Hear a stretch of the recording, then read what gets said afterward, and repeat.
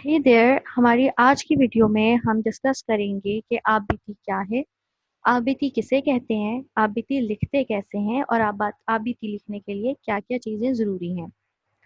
तो हम quickly move करेंगे सबसे पहले और हम देखते हैं कि बेजान अशिया की आप बीती क्या होती है।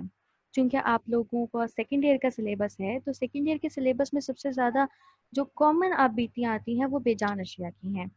तो आबिती के हम देखते हैं कि 4 इकसाम हैं जिनमें अक़ली आबिती, मज़हबी आबिती, मौज़ूआती आबिती और अफ़सानवी आबिती शामिल हैं। लेकिन हमने फ़ोकस यहाँ पर अफ़सानवी आबिती पे करना है। क्यों अफ़सानवी आबिती पे फ़ोकस करना है? वो हम ये देखते हैं कि अफ़सानवी आबिती आगे चलकर 2 इकसाम में तक़सीम होती हैं। एक अफ़सानवी इंसानों की आबिती और दूसरी बेजान और बेज़ुबान जानदारों की आबिती। तो ये बेज़ुबान और बेजान जानदारों की जो आबिती है, यही आपके सिलेबस का हिस्सा है।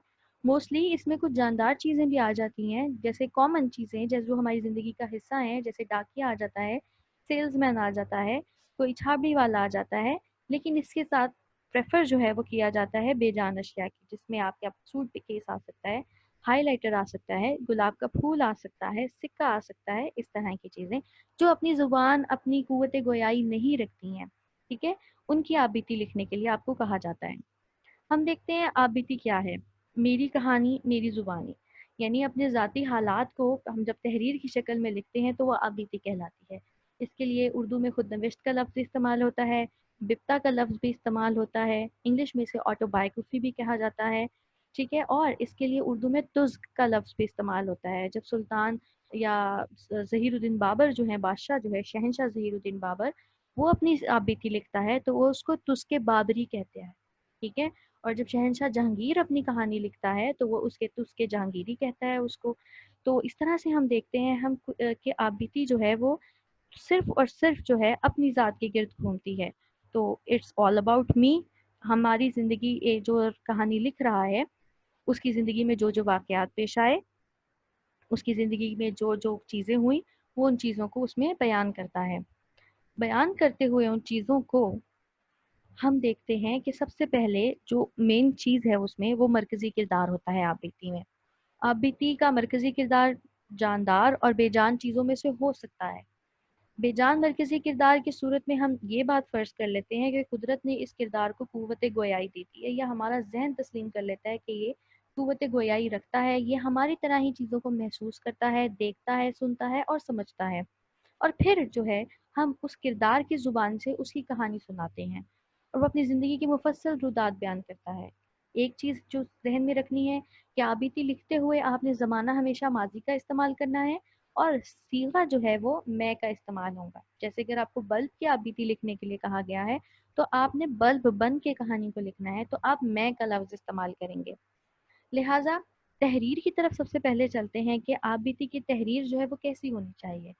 आप बीती जब हम मज़मून देखते हैं तो हम ये सोचते हैं कि मज़मून कहते हैं, मज़मून के हवाले से कहा जाता है और ये शर्त रखी जाती है कि मज़मून लिखते हुए आपने अ, आलिमाना अंदाज़ इस्तेमाल करना है और आपने बहुत ही हक़ाइक़ के साथ रहना है। आपने एक शायराना अंदाज़, तख़य्युल जो है उसके दरमियान नहीं लेकर आना। लेकिन जब हम आबिती लिखते हैं तो इसमें हम तहरीर में अदबियत भी लेकर आते हैं, शायराना अंदाज़ भी लेकर आते हैं, तख़य्युल भी लेकर आते हैं।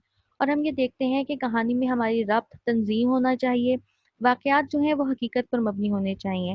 तख़य्युल भी उसमें होना चाहिए, लेकिन उसके साथ-साथ तख़य्युल को जो है हमने हक़ाइक़ की चार दीवारी के अंदर ही कैद रखना है।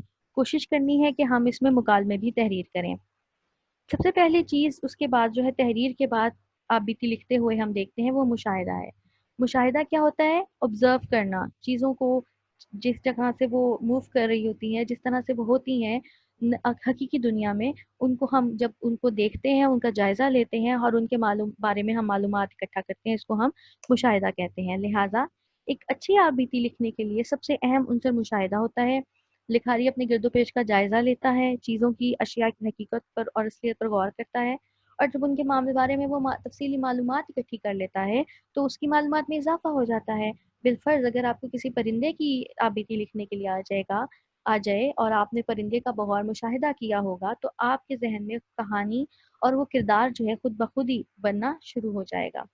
लिहाजा मुशाहिदे के बाद हम देखते हैं दूसरी अहम चीज़ जो है वो तख़य्युल है। نئے خیال اور تصورات تخلیق کرنے کی صلاحیت جو ہے وہ تخیل کہلاتی ہے۔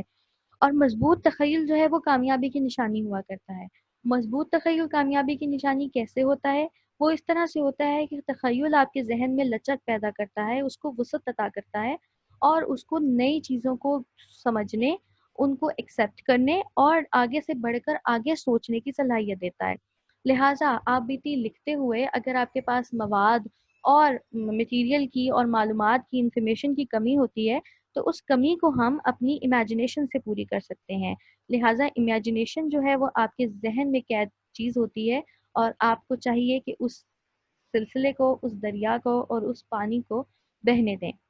اس کے بعد ادبیت، چونکہ میں پہلے بھی آپ کو بتا چکی ہوں کہ تحریر لکھتے ہوئے، آپ بیتی لکھتے ہوئے آپ نے اپنی اندر کی کریٹیوٹی کو، اپنے اندر کی جو صلاحیتیں ہوتی ہیں بحیثیت مصنف ایک انسان کے اندر، ان صلاحیتوں کو ابھارنا ہے۔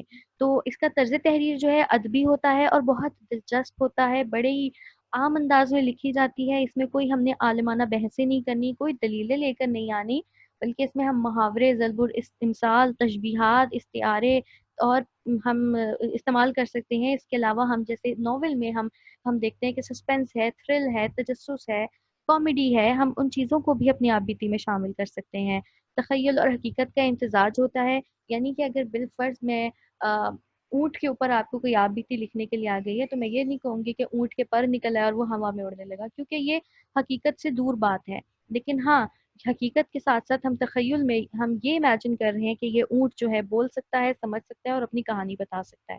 تو اس طرح سے ہم ایک کمبینیشن پیش کرتے ہیں تخیل کا اور حقیقت کا۔ آپ بیتی کیسے لکھیں؟ آپ بیتی لکھتے ہوئے ہمیں سب سے پہلے جن چیزوں پہ غور کرنا چاہیے یا غور کرتے ہیں، ہم سب سے پہلے اس چیز کی حقیقت کو جانچتے ہیں۔ ہم کہتے ہیں کہ یہ چیز وجود میں کیسے آئی؟ ٹھیک ہے، مثال کے طور پر اگر آپ کو ایک پینسل کی آپ بیتی دے دی گئی ہے لکھنے کے لیے، تو آپ یہ سوچیں گے کہ یہ پینسل جو ہے اس کا آغاز کہاں سے ہوتا ہے یا اس کی ابتدا کہاں سے ہوتی ہے؟ تو پینسل لکڑی سے بنتی ہے، ہم چاہیں تو ہم جنگل تک پہنچ سکتے ہیں۔ یہاں ایک مثال لکھی ہوئی ہے کہ میں سوات کو اپنا گھر کہوں گی کیونکہ وہاں کے کسی درخت سے کی لکڑی سے مجھے بنایا گیا ہے۔ مجھے بھی وہ دن یاد ہے جب علی نے، یعنی جو ہم نے کیریکٹر بنا دیا ہے، جو اس کو پینسل کو خرید رہا ہے یا پینسل کا مالک ہے، نے مجھے پرچون کی دکان سے خریدا۔ یا ہم اس کو یہاں سے بھی کر سکتے ہیں کہ مجھے آج بھی وہ وقت یاد ہے جب فیکٹری میں مجھے بہت سی پینسلوں کے ساتھ ایک ڈبے میں بند کیا گیا تھا۔ تو لہٰذا یہ اٹس اپ ٹو یو کہ آپ اس کی ابتدا کہاں سے کرنا چاہ رہے ہیں۔ اب آپ بیتے لکھتے ہوئے دوسری چیز جس پہ ہم نے دھیان دینا ہے وہ ہے آپ کے تجربات، یعنی ہم نے اس کی ابتدا تو لکھ دی، اب اس کے بعد ہم کہانی کو آگے کیسے لے کر چلیں، اس کی زندگی کے واقعات کیسے مرتب کریں۔ تو ہم اپنے ذاتی تجربات پہ غور کرتے ہیں۔ آیا ہم سب کے پاس ہی پینسل رہی ہوگی اور ہم سب پینسل استعمال کرتے ہیں، تو اگر آپ کس پینسل کے ساتھ کچھ خاص کیا کرتے تھے تو آپ جیسے کہ ہم بعض بچے جو ہیں وہ پینسل کا کو چباتے ہیں پیچھے سے، بعض لوگ جو بچے جو ہیں وہ پینسل کا سکہ چبایا کرتے ہیں، بعض لوگ سکہ کھا بھی لیتے ہیں، بعض لوگ پینسل کو آخری حد تک استعمال کرتے ہیں، شارپ کر کر کے بالکل چھوٹی چھوٹی پینسلیں ہو جاتی ہیں اور ان کو جمع بھی کرتے ہیں۔ تو یہ چھوٹی چھوٹی چیزیں، عادات اور یہ ایکسپیرینسز ہیں جن کی بنا پر ہم آپ بیتی کو اپنی آگے بڑھا سکتے ہیں۔ یہاں پہ دو مثالیں بھی لکھی ہوئی ہیں کہ جب پینسل باکس میں مجھے رکھا گیا وہ کافی کھلا تھا اور میرے علاوہ وہاں ایک ربڑ اور شارپنر بھی موجود تھے جن کے ساتھ اچھا وقت گزرتا تھا، یا علی اکثر میرے باریک سکے کو اپنے دوستوں کے بازوؤں میں چبھایا کرتا تھا۔ تو یہ آپ کا ذہن ہے، آپ اپنے ذہن کو استعمال کرنا ہے اور کہانی کو آگے بڑھانا ہے۔ تیسری چیز جو ہم دیکھتے ہیں کہ مرکزی کردار کو آپ نے جاندار سمجھنا ہے۔ آپ نے یہ نہیں اپنے ذہن میں رکھنا کہ یار یہ تو ٹی وی ہے، نہیں، وہ ٹی وی ہے جو کہ بول سکتا ہے، وہ سمجھ سکتا ہے اور وہ ہر چیز کو محسوس کرتا ہے۔ اگر آپ ٹی وی کو زور سے مارتے ہیں تو جیسے کسی انسان کو زور سے مارنے سے تکلیف ہوتی ہے، ویسے ہی اس ٹی وی کو بھی تکلیف محسوس ہوگی۔ تو ہم نے اس کی عادات بھی ہم تخلیق کر سکتے ہیں۔ لہٰذا یہاں پر مثال ہم دیکھتے ہیں کہ پینسل ہی کہتی ہے کہ میں صاف ستھری جگہ پر رہنا پسند کرتی ہوں، مگر علی اپنا پینسل باکس بہت گندا رکھتا تھا، یا علی اکثر مجھے میری مخصوص جگہ پر رکھنے کے بجائے بستے کی کسی جیب میں رکھ کر بھول جایا کرتا تھا۔ لہٰذا چوتھی چیز جو ہم دیکھتے ہیں، اب چونکہ ہم نے اسے جاندار سمجھنا ہے تو ہر جاندار چیز کی ایک شخصیت بھی ہوا کرتی ہے۔ تو ہم یہ کہیں گے کہ چونکہ آبیتی جو ہے وہ ایک عمر رسیدہ شخص کی ہی لکھی جا سکتی ہے، جوان یا نوجوان شخص کے پاس زندگی کا کوئی تجربہ ہی نہیں ہوگا تو اس کی آبیتی کیسے مرتب کی جا سکتی ہے۔ तो हम उसकी शख्सियत जो है उसे तजुर्बा कार और उम्र रसीदा दिखा सकते हैं। और बड़ी उम्र के शख्स के हवाले से के मुताबिक उसका मिजाज भी मुतय्यन किया जा सकता है। जैसे बाज़-औक़ात जो होता है कि जो सीनियर लोग होते हैं वो जूनियर्स की लापरवाही से और उनके अंदाज़ से, उनके जो तर्ज़-ए-अमल होता है वो उनको बुरा लग रहा होता है। तो हम ये कर सकते हैं कि ये पेंसिल जो है नई आने वाली पेंसिलों के मिजाज पर उसको गुस्सा आता है, या फिर नई आने वाली पेंसिलें जो हैं उसके तजुर्बे की बिना पर उसको अपना लीडर तस्लीम कर लेती हैं। तो आगे चलते हैं, कुछ मिसालें हैं आपबीतियों की।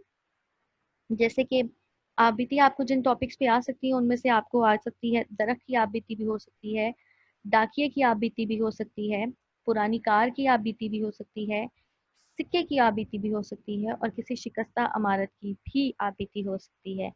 लिहाजा यहाँ हमारा लेक्चर ख़त्म होता है। आई होप आपने इसको लाइक किया होगा, आप इसे पसंद करेंगे। अगर आपने इसको पसंद किया है तो इसे मज़ीद अपने दोस्तों के साथ भी शेयर करें। Thank you very much.